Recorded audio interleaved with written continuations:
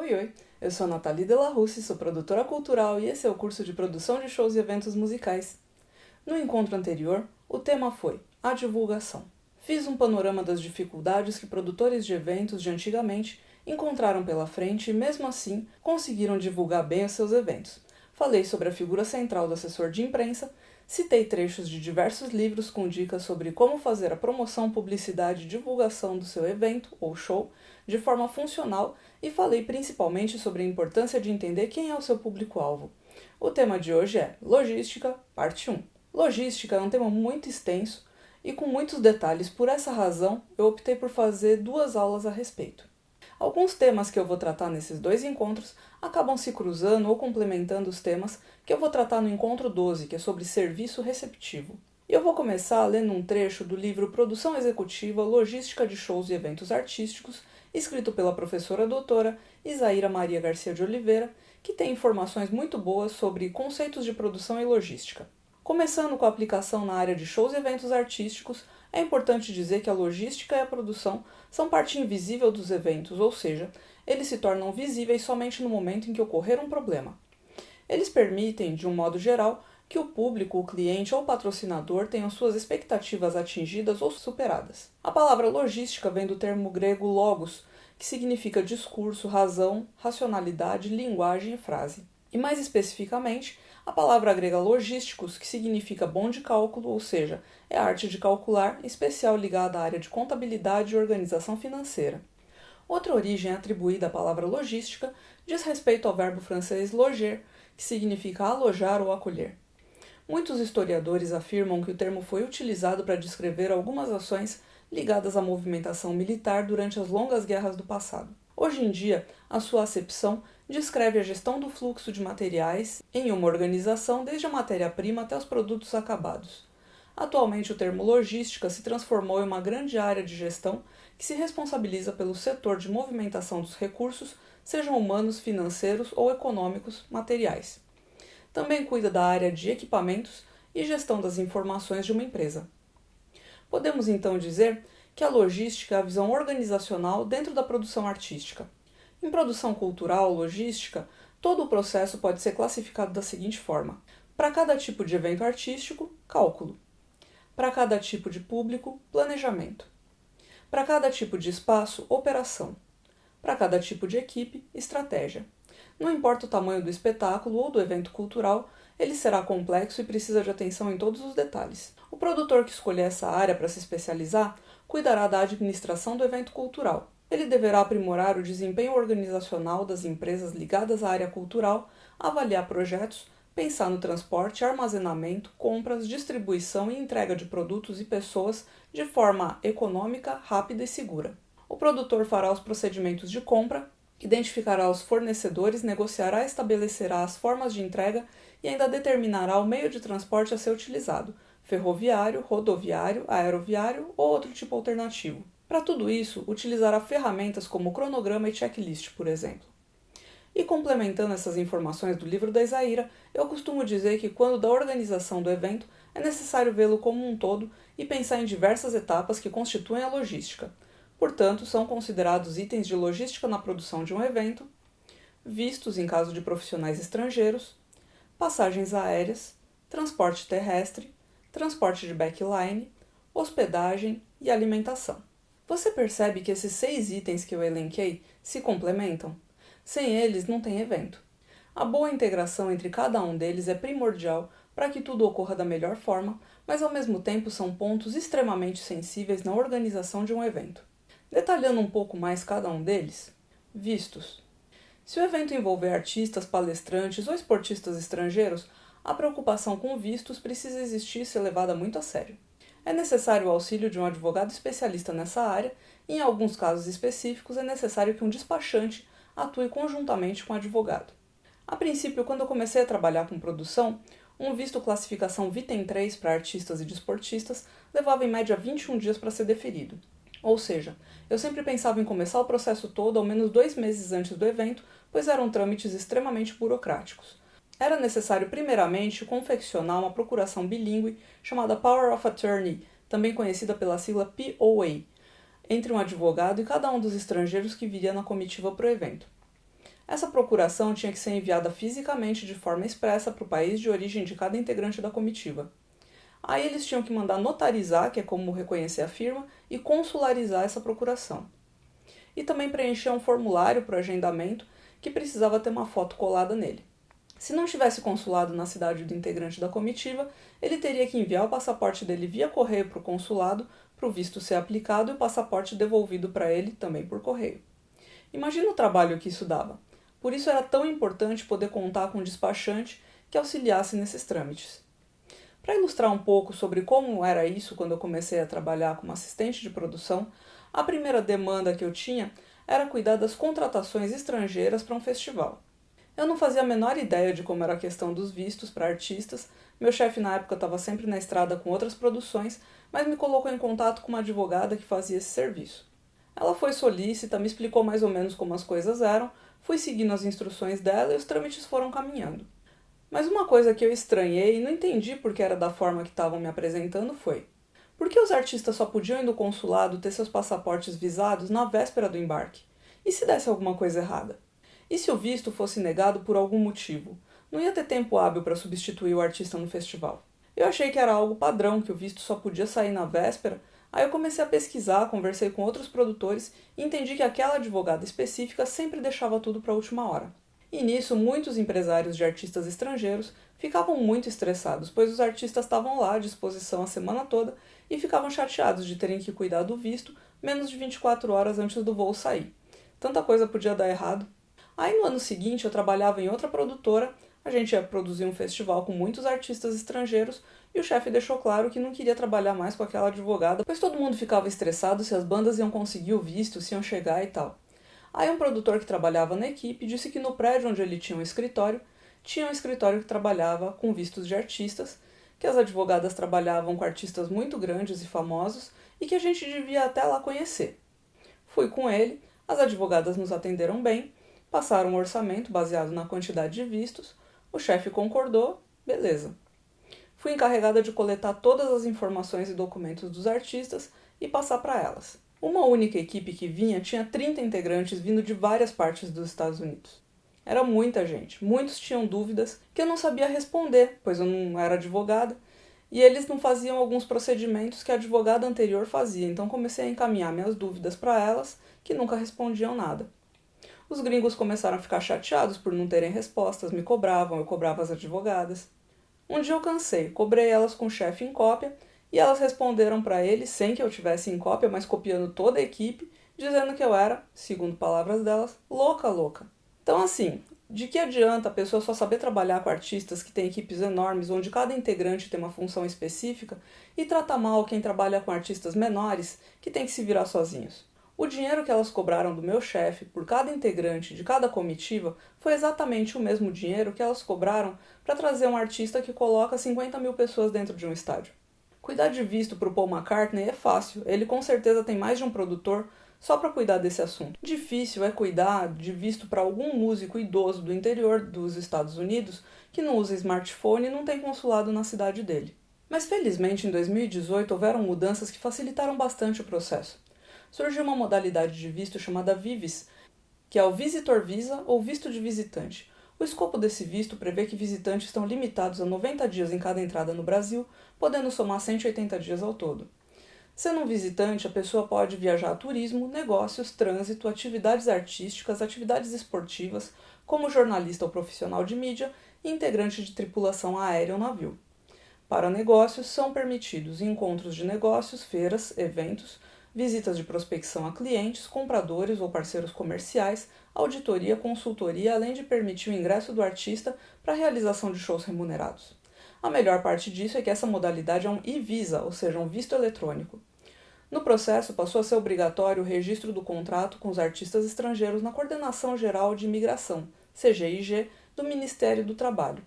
Até 10 dias antes da apresentação, junto com as taxas pagas em favor da OMB, que é a Ordem dos Músicos do Brasil, e também do Sindicato dos Músicos, no processo passou a ser obrigatório o registro do contrato com os artistas estrangeiros na Comissão Geral de Imigração, CGIG, do Ministério do Trabalho. Até 10 dias antes da apresentação, junto com as taxas pagas em favor da OMB, que é a Ordem dos Músicos do Brasil, e também o Sindicato dos Músicos. Deixar de registrar o contrato pode gerar um embargo ao evento ou problemas para os estrangeiros na hora da imigração. Apesar de eu ter dito no nosso encontro sobre burocracias que desde 2017 nunca mais tinham me pedido uma nota contratual da OMB para shows, são trâmites totalmente diferentes para shows de artistas nacionais e shows de artistas estrangeiros. Para shows de artistas estrangeiros, tanto a OMB como o Sindicato dos Músicos cobram 5% do total do contrato que foi visado no Ministério do Trabalho.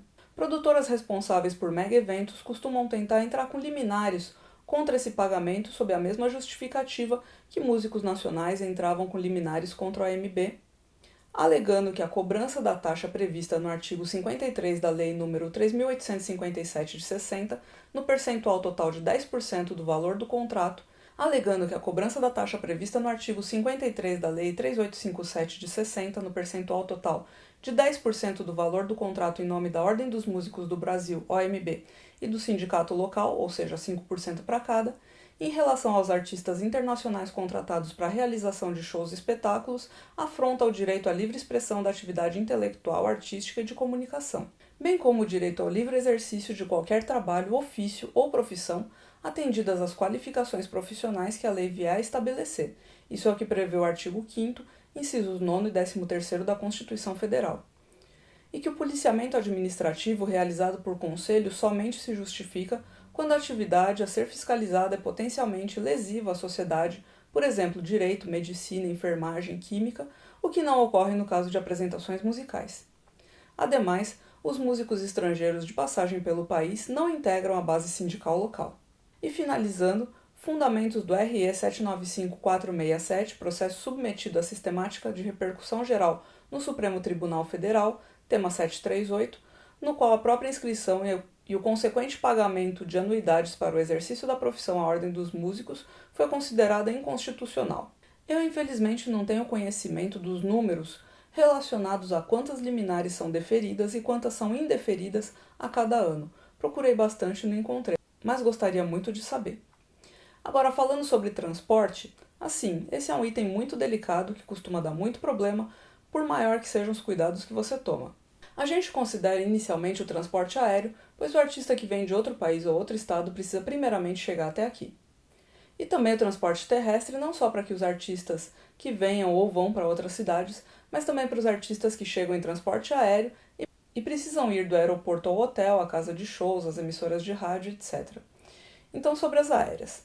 Artistas que vêm de outros estados e de outros países já costumam solicitar passagens de companhias específicas nas quais eles possuem programa de milhagem, partindo e retornando de aeroportos específicos caso a cidade onde eles residam tenha mais de um aeroporto. É o caso do Rio de Janeiro, por exemplo, que tem o Galeão e o Santos Dumont, em horários de preferência. Eu, por exemplo, se não tiver necessidade de estar muito cedo na outra cidade, me recuso a pegar um voo às 6 da manhã, mesmo que ele seja bem mais barato. Além disso, é bom alinhar direitinho quais e quantos são os instrumentos e demais itens de bagagem que os artistas estão trazendo. A legislação sobre bagagem em voos hoje em dia é muito restrita com a quantidade e o tamanho dos volumes. Se esse assunto não for muito bem conversado, você pode ficar com a sua planilha no prejuízo só com as taxas de excesso de bagagem que as companhias aéreas cobram por item despachado. Quando algum evento precisar das aéreas e o contratante não for fornecê-las, nunca utilize um valor pré-estabelecido como média na sua planilha. Sempre acesse sites de companhias aéreas e veja as cotações para as datas reais do evento. Faça um monitoramento constante do valor das passagens, desde o momento da primeira consulta do contratante à disponibilidade do seu artista até o momento da assinatura do contrato. Se você for trabalhar no business de vender shows e não trabalhando como fixo ou freela na produtora de alguém, tenta sempre deixar um cartão de crédito reservado só para a compra das passagens aéreas e hospedagem. Eu mesma já tive um problema nesse sentido. Eu tinha conseguido fechar um show para uma banda, da qual 2 integrantes vinham de Santa Catarina para São Paulo. O contratante tinha me pedido para uma data específica. Mas logo que eu recebi o contratante disse que teve um imprevisto com a data e que precisava alterar para a semana seguinte a data prevista. Verifiquei com os músicos e eles estavam com a agenda livre. Dei o ok para o contratante. Quando eu fui comprar as passagens, elas tinham dobrado de preço. Eu não tinha atentado que a nova data era a véspera de Páscoa e como a cidade dos 2 músicos era litorânea, estava todo mundo querendo ir passar o feriado lá. Aí nessas horas não convém você querer que o contratante pague por um erro seu. Te cabe só aprender com o seu erro, para que isso não se repita.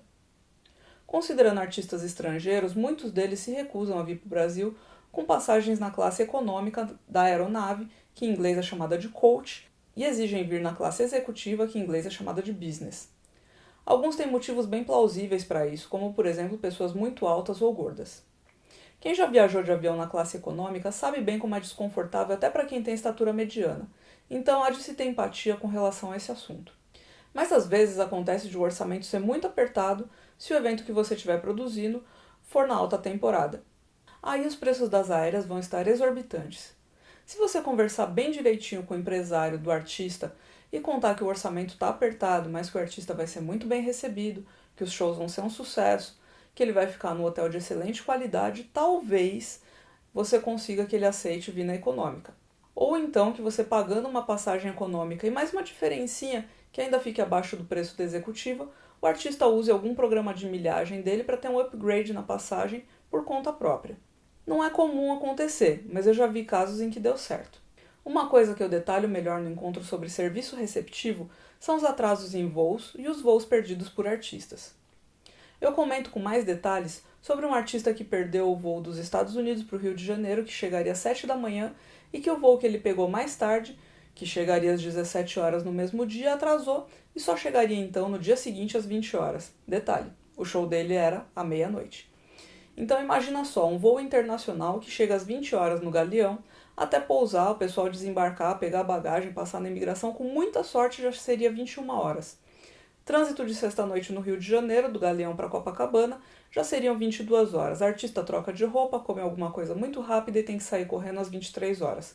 Num dia normal, em horário normal, o trajeto do hotel para a casa de shows levaria no máximo 20 minutos. Mas era uma sexta-feira e à noite, então calcula 45.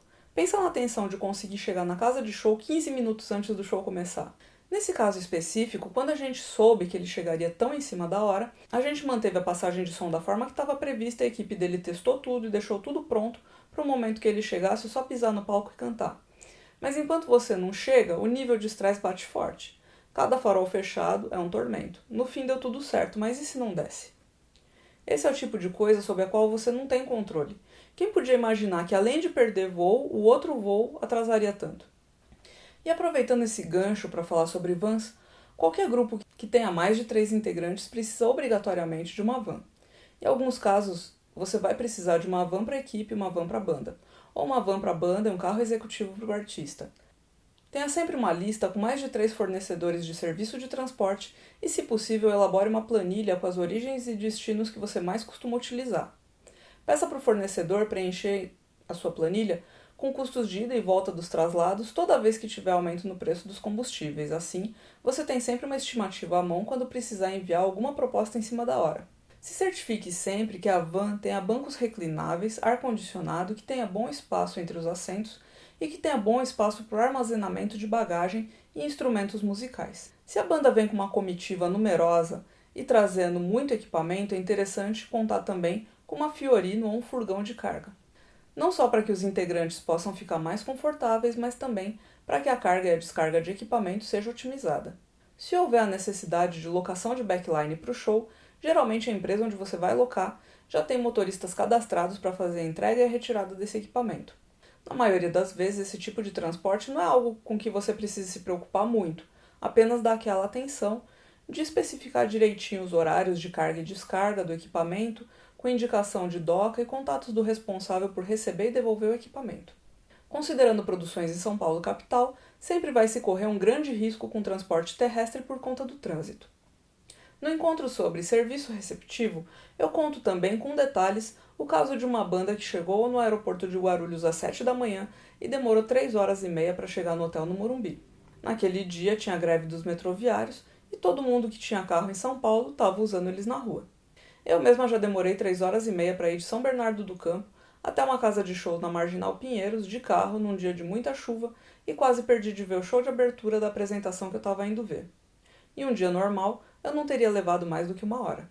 No mais, hoje em dia todo mundo tem celular com GPS, mas há uns 10, 12 anos atrás a maioria dos motoristas de van não tinha nem aquele aparelho próprio de GPS, então era mais fácil de se perder em algum trajeto e isso já aconteceu comigo. Eu era produtora há bem pouco tempo, quando meu chefe na época me colocou na produção de um festival bem grande.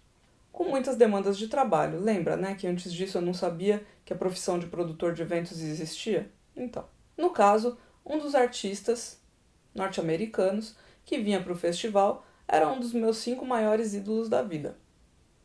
Só que o meu chefe meio que se adonou desse artista e já me disse de antemão que ele ficaria responsável por todo o cronograma dele. Eu acabei achando que eu nem ia tropeçar no meu ídolo no meio das correrias de produção. Pois bem, naquele dia eu já tinha dado 2 viagens ao aeroporto para buscar outros artistas, quando o chefe me ligou dizendo: desce na recepção para fazer o check-in do artista que eu tenho problemas para resolver em outra produção. E eu desci correndo. Acompanhei o artista e a banda para dentro do hotel, fiz o check-in, a banda descansou. No dia seguinte, que já era o dia do show, eu recebi a incumbência de acompanhar eles para a passagem de som, que era bem perto do hotel, mas cada um ia levar seus instrumentos, então era melhor ir de van. Aquela era basicamente minha primeira vez em ação de verdade, subindo num palco como produtora. Também era a minha primeira vez naquela parte da cidade. Nós entramos na van, falei pro motorista onde a gente ia e começamos a rodar. Passou uns 15 minutos e não chegamos ao palco. Passou 20 minutos e nada do palco, eu estava ficando apreensiva. Passou 30 minutos e eu percebi que a gente estava indo na direção errada, pedi pro motorista retornar e voltar. Nisso, meu chefe me ligou querendo saber onde a gente estava. Eu não tinha certeza, passei o celular pro motorista. Ele não fazia ideia, tomou uns gritos na orelha e desligou. E o artista e a banda lá, mó de boa, conversando sobre qualquer coisa. E nisso o chefe ligou de novo, já gritando, me acusando da banda estar perdendo a passagem de som. O meu ídolo estava sentado ao meu lado na van e ouviu os gritos. Eu sofro de rosácea, então quando eu fico estressada, minha cara fica totalmente vermelha. Nisso meu ídolo olhou para mim e falou: sabe, Nathalie, eu tô nessa desde 1964. Eu já fiz muitas passagens de som, e se eu não fizer essa, sabe, não tem problema, o show vai ser bom do mesmo jeito. Ali eu já estava com os olhos marejados com a sabedoria do meu ídolo. O telefone tocou, era meu chefe mais uma vez. Eu não atendi porque eu não tinha o que dizer para ele. Pedi para o motorista parar a van na frente de um boteco, pedi para o motorista descer e nós perguntamos onde ficava o local que a gente estava indo. Os rapazes do boteco explicaram, nós seguimos as orientações e menos de 2 minutos depois nós vimos o local do show. Viva! Todo mundo ficou feliz. A banda chegou, passou o som e à noite o show foi lindo. Então, assim, a partir daquele momento, eu nunca mais entrei numa van sem perguntar para o motorista se ele sabia chegar ao local combinado, nos mínimos detalhes. O meu erro ali foi achar que, como tinha 2 produtores cuidando exclusivamente da logística das vans, que eles tinham se certificado que os motoristas sabiam onde ir e como chegar. Mas no fim das contas, como era um evento de rua, tinha muitos bloqueios no trajeto e isso dificultou a compreensão para os motoristas em geral. Apesar de ser algo que precisa ser evitado, é algo normal que aconteça, então o ideal é que quem está do outro lado seja compreensivo com o problema e não fique lá surtando, descontando a raiva em pessoas que estão tentando trabalhar também. Mudando agora de assunto e passando para hospedagem. Quando a gente procura por hotéis para hospedar artistas, principalmente se forem artistas estrangeiros, os nossos conceitos de segurança e limpeza precisam ser muito elevados. E quando eu digo principalmente estrangeiros, não é fazendo pouco dos artistas nacionais não. É que a gente aqui tem uma cultura, está acostumado com certas coisas, mas quem vem de fora tem outra cultura, está acostumado com outras coisas. Então, por exemplo, pessoas que viajam internacionalmente estão acostumadas com aquele café da manhã que é chamado de café continental, que tem ovos, bacon, salsicha, bagel. Se eu vou fazer uma turnê no Nordeste, coloco um artista americano numa pousada que tem cuscuz de milho, cará cozido e tapioca, a pessoa pode não gostar, pode até passar mal com algum ingrediente que nunca comeu na vida. Por essa razão, por mais que a gente goste de ser um anfitrião, que goste de mostrar para quem é de fora como são as coisas aqui, o ideal é que artistas estrangeiros sempre fiquem em um hotel de padrão internacional e nunca abaixo de 3 estrelas. O ideal é 4 estrelas para artistas de público mediano e 5 estrelas para artistas conhecidos do grande público. Também é comum, em caso de comitivas com muitas pessoas, colocar artista e banda num hotel de 4 ou 5 estrelas e colocar a equipe e a técnica no hotel de 3 estrelas que sejam próximos. Eu acho pior para a logística. O que você economiza em hotel, você gasta em produtores para estarem nos 2 lugares diferentes, mas tem gente que prefere assim. Eu sempre optei por visitar os hotéis pessoalmente, ao menos em São Paulo, antes de decidir qual seria o ideal para cada produção, levando em consideração as peculiaridades de cada grupo. Uma dica que eu sempre dou é: tente conhecer alguns hotéis nas cidades por onde você passar. Tá de férias em algum lugar? onde você acha que pode vender shows mais adiante ou que seu chefe pode fechar algum espetáculo por lá? Vê se tem algum hotel que o restaurante seja aberto ao público, tenha um preço legal, ou veja se tem algum hotel que tenha música ao vivo em algum horário e passa lá para comer ou ver um show. Na saída pega um cartão de contato, pergunta os preços e as condições de pagamento, organiza numa pasta ou planilha onde você pode precisar. Um ponto que exige muita atenção é a questão de apartamentos para fumantes e para não fumantes. Tem hotéis onde todos os apartamentos são para não fumantes e se no check-out for apurado que o hóspede fumou lá dentro, o hotel cobra uma taxa para que seja utilizado um aparelho gerador de ozônio que tira o cheiro do ambiente.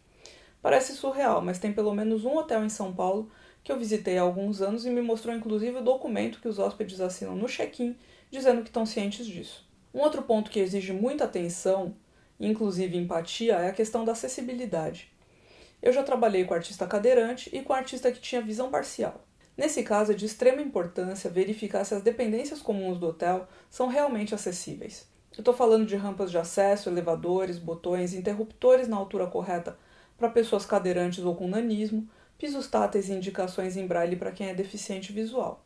É muito importante que isso seja observado, pois faz parte da liberdade da pessoa que vai estar hospedada. Se eu, que enxergo, ando, ouço e falo, quero poder fazer minhas coisas sem ter que ficar pedindo para outras pessoas me ajudarem, a pessoa que possui qualquer tipo de deficiência também quer poder fazer as coisas dela sem precisar depender de outras pessoas. Isso se chama inclusão e, acima de tudo, se chama respeito. O último ponto que eu acredito que exige muita atenção é a segurança. Quando a gente trabalha com artistas, a gente está falando de pessoas que são famosas, que têm fãs. E eu falo bastante, bem detalhadamente sobre fãs no encontro de número 13 nesse curso. E muitas vezes artistas já passaram por perrengues com segurança, ou no caso com a falta dela, e têm uma preocupação constante sobre isso. É sempre bom, principalmente numa visita técnica, verificar os acessos ao hotel, ou seja, as entradas e saídas principais e secundárias. De repente você quer entrar com um artista no hotel e tem 50 fãs muito próximos à entrada principal. O ideal é utilizar uma entrada secundária. Às vezes o artista não quer ter contato com os fãs, mas eles estão ali no saguão, pois ninguém pode impedir uma pessoa de entrar no hotel se ela desejar assim. Eu já produzi um artista que precisava dar uma coletiva de imprensa na véspera do show, mas o único salão disponível para isso no hotel naquele dia ficava no meio do saguão, no alto de uma escada caracol, ou seja, o artista precisava descer do quarto dele até o térreo, pelo elevador geral, atravessar o saguão e subir a escada caracol. Só que justo esse artista tinha várias questões com segurança. Ele só se movimentava com segurança pessoal, um assistente pessoal e 2 seguranças brasileiros contratados, sendo um deles armado. Então a gente precisou conversar com a gerência e a segurança do hotel e entender como viabilizar isso. Chegamos à conclusão que ele poderia descer pela escadaria de serviço com seguranças, passar pela cozinha do hotel, que ficava no mezanino, e entrar por uma porta dos fundos nesse salão, pois como esse salão também era usado para eventos com abastecimento de alimentos e bebidas, essa era a forma de fazer o serviço. E deu tudo certo, a coletiva lotou, o artista entrou e saiu com tranquilidade. E falando em alimentação, todo contrato com artista nacional ou estrangeiro pede o per diem, que é uma diária ou um subsídio diário numa quantia específica de dinheiro concedido ao contratado para cobrir as despesas de alimentação. Esse pagamento só se aplica para shows fora do município de origem do artista. Antigamente era padrão que o cálculo de alimentação fosse R$ 50 por pessoa por dia. Se o artista fosse mais conhecido do público, esse valor podia chegar a R$ 80 por pessoa por dia ou até mesmo R$ 100 por pessoa por dia. No caso de artistas estrangeiros, geralmente o valor era $50 para membros da equipe e artistas de público mediano e $100 para os artistas mais conhecidos. Hoje em dia eu sinceramente estou sem base. Depois de pandemia, alta do dólar, do euro, da libra, eu acho que quando a gente voltar a produzir eventos presenciais, por um tempo vai ser necessário pensar caso a caso, ou seja, tem um show com uma banda de São Paulo em Presidente Prudente. Então, quando for fazer a reserva do hotel, já faz uma pesquisa dos restaurantes que estão na proximidade do hotel ou verifica o valor médio da alimentação. Se o artista tiver público mediano e tiver shopping com praça de alimentação nas proximidades, é sempre uma boa opção, pois o valor dos restaurantes de rede costumam ser tabelados, além de ter várias opções, considerando que hoje em dia muitas pessoas têm restrições alimentares. Inclusive eu vou falar bastante sobre isso no próximo encontro, quando eu vou detalhar as dicas para camarins ideais em um evento. E como o nosso encontro de hoje está chegando ao fim, é hora da revisão. Nesse 9º encontro eu falei não apenas sobre logística, que é o tema principal desse encontro, mas também falei sobre trâmites para obtenção de vistos para artistas estrangeiros, além de detalhar itens de logística que são passagens aéreas, transporte terrestre e alimentação. Falei também da importância da limpeza, da segurança e da acessibilidade na hospedagem. Na próxima aula, o tema é Logística, parte 2. Por hoje eu fico por aqui, mas a gente se vê logo mais. Até!